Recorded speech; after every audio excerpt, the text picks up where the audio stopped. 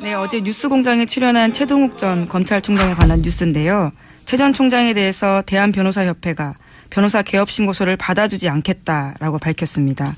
이 뉴스는 제가 할 말이 있습니다. 이거 특주시. 제가 굉장히 화가 나는 뉴스인데 왜 화가 나는지 잠깐 설명을 드리면 어제 이제 최동욱 총장 인터뷰하고 하루 종일 검색어가 있었어요. 네, 굉장히 화제가 됐죠. 네. 네.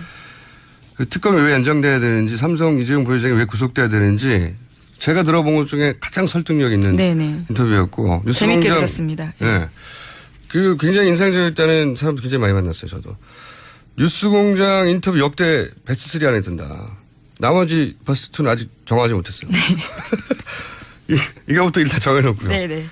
정말이 그 정도인데 인터뷰가 끝난 직후에 계속 검색어가 뭐 1위도 올라갔다 했었거든요. 직후에 갑자기 최동욱 총장 변호사 못한다 이런 기사가 쏟아졌어요. 검색을 해보면 최동욱 이름 치면 이 인터뷰가 나오는 게 아니라 그보다 훨씬 더 많은 기사가 최동욱 전 총장 변호사 못해 제목으로 뽑아온 네네. 이게 나왔거든요. 하필이면 인터뷰한 당일날 아침에 같은 시간대에 그리고 결국은 포탈은 이 인터뷰 못해를 메인 기사로 걸었어요. 저희 인터뷰가 아니라. 이게 우연인가? 저는 아니라고 보는 이유가 있는데 간단하게 정리하면 변호사가 되려면 변호사 등록신고서, 개업신고서 두 개의 서류가 네네, 그렇죠. 필요합니다. 그런데 그리고 변협에 등록이 돼야 등록신고서 등록이 돼야 변호사가 된다고 정해져 있어요. 최 총장은 지난 1월 달에 이미 1월 5일 날 서울지방변협에다가 이거 서류를 접수했어요. 서울변협은 서류에 문제가 없으니까 대한변협으로 전달을 하고 대한변협은 한 달 동안 심사를 안 했어요. 안 하다가 우리 방송 있기 바로 전날 아주 우연하게도 전날 서류를 이상이 없다고 받았어요. 등록심사위원회에서 규정상 아무 거부 사유가 없다고 의결했다고 이제. 그래서 이걸로 법적 절차 끝난 거거든요. 이 서류 두 개가 동시에 들어가고 그리고 받아들여지고 끝이에요. 근데 다음날 아침 오전에 대한변협 회장 명의로 성명서가 나온 겁니다. 이게. 이 뉴스의 출발점은 개인 성명서에서 뭐라고 나오냐면 개업 신고서를 반려한다고. 제가 화가 난 부분이 이거예요. 이게 말이 안 되는 게 변호사 등록은 변협에서 의결하도록 되어 있고 그래서 그 등록이 됐어요. 의결을 해서. 변호사 개업은 신고제입니다. 신고만 하면 끝나는 거예요. 허가받는 게 아니라. 접수되면 끝인 거예요. 그러니까 어제 두 가지 서류가 들어갔고 의결하면서 끝난 겁니다. 반려라는 절차 자체가 없는 거예요. 신고제도이기 때문에. 이게 허가가 아니에요. 허가. 서류가 미비하네요. 어쩌고저쩌고 다 요건이 안 됩니다. 서류를 다시 보강해서 반려 절차가 없어요. 신고하면 끝이니까. 다 끝난 거거든요. 그런데 이 성명은 그러니까 하등의 법적 구속력이 없는 겁니다. 이 성명을 낸다고 해서 변호사를 못하는 게 아니에요. 법적 절차는 끝난 거예요. 그냥 회장 개인이 자신의 페이스북에 나는 반대 쓰는 거하고 똑같은 겁니다. 법적 구속력이 없는 완전히. 그런데 이걸 굳이 내요. 마치 변호사를 못할 결격 사유를 변협이 공식적으로 인정한 것처럼 그렇게 느껴지잖아요, 이게. 네, 그렇죠? 물론 대한변협은 정관예우를 이야기하고 있긴 아니, 하습니다. 3년 반 전에 현 정권에서 잘린 정관예우를 누가 해줍니까? 바로 전날 정상 등록을 해줬어요. 근데 바로 다음날 아침에 회장이 개인 성명을 낼 만큼 새벽에 무슨 일이 있었나. 그 사이 있었던 일이라고 뉴스공장에 출연한 것밖에 없습니다. 제가 말하지만 그 새벽 사이에 있었던 일은 뉴스공장 출연한 것밖에 없어요. 그래서 저는 개인적으로 이건 최동욱 총장이 특검 연장, 삼성 이재용 부회장 구속 방침 굉장히 설득력의 기사가 퍼져나가는 것을 적어도 이 변협 회장님 단위에서는 막으려고 했던 그런 목적이 아니냐. 그렇게 그 기사가 퍼져나가서 결국은 그 기사가 훨씬 더 많이 나왔어요. 예. 이게 너무 치사한 거 아닙니까? 그런 목적이라면? 저는 그렇게 추정합니다. 게다가 이 하창호 변협 회장님이 이번에 이제 김영환 다이어리에 김기춘 비서실장이 대한변협 회장 선거에 애국단체가 관여하도록 하라. 이 메모를 쓴 거기서 그 즈음에 회장이 된 분인데 애국단체가 관여했는지 안 했는지 모르겠어요. 근데 그런 메모가 있었던 그 즈음에 회장이 된 분인데 이분이 이제 테러방지법.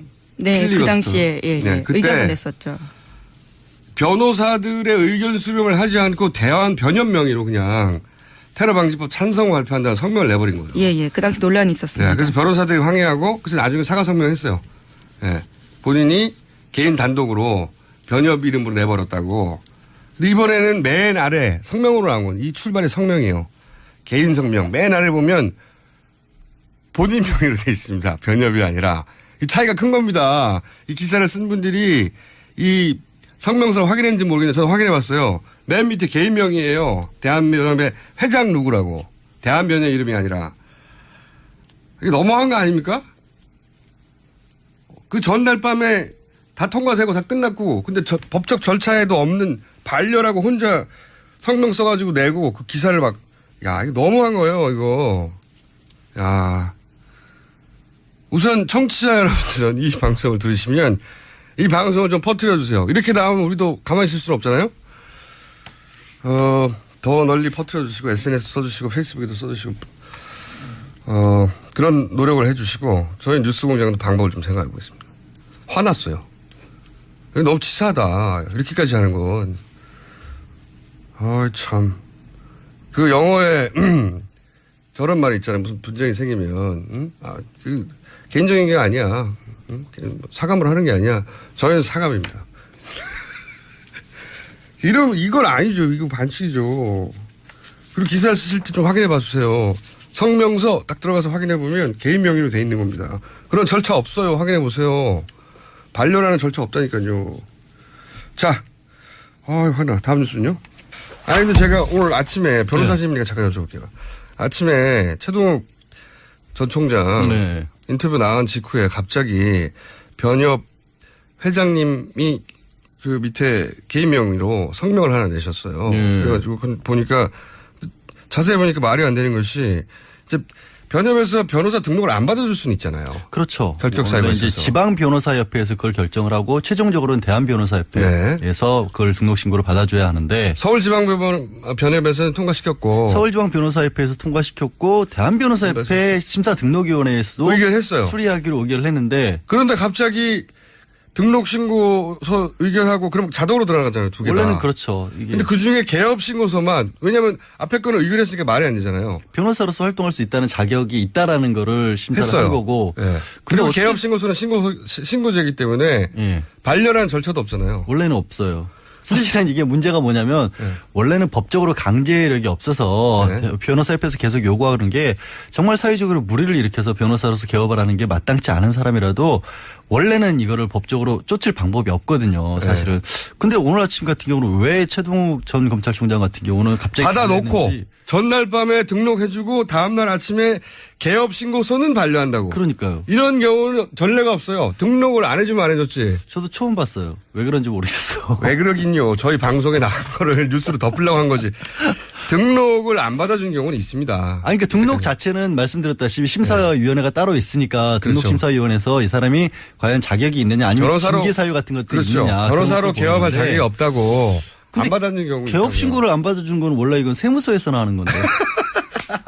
게다가 대한변협하고 성명서가 난 게 아니에요. 대한변협 밑에 회장님 명의로 난 거예요. 뉴스는 대한변협 명의로 났는데 개인 명의로 나왔나요? 아니 그래서 자세히 보시면 원래는 대한변협으로 딱 나와야 되잖아요. 성명이라는 게 대한변협.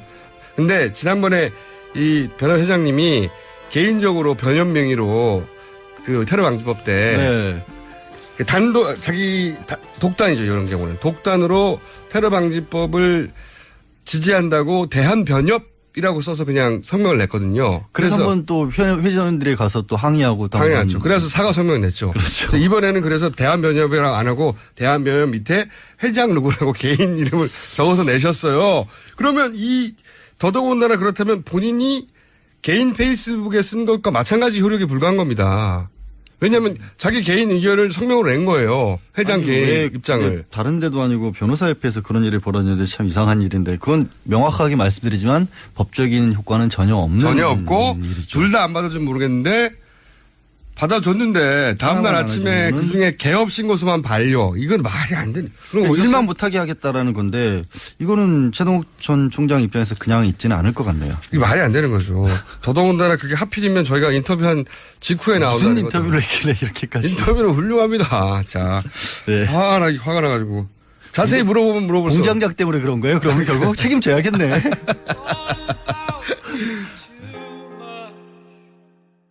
서류를 접수했어요. 서울 변협은 서류에 문제가 없으니까 대한 변협으로 전달을 하고 대한 변협은 한 달 동안 심사를 안 했어요.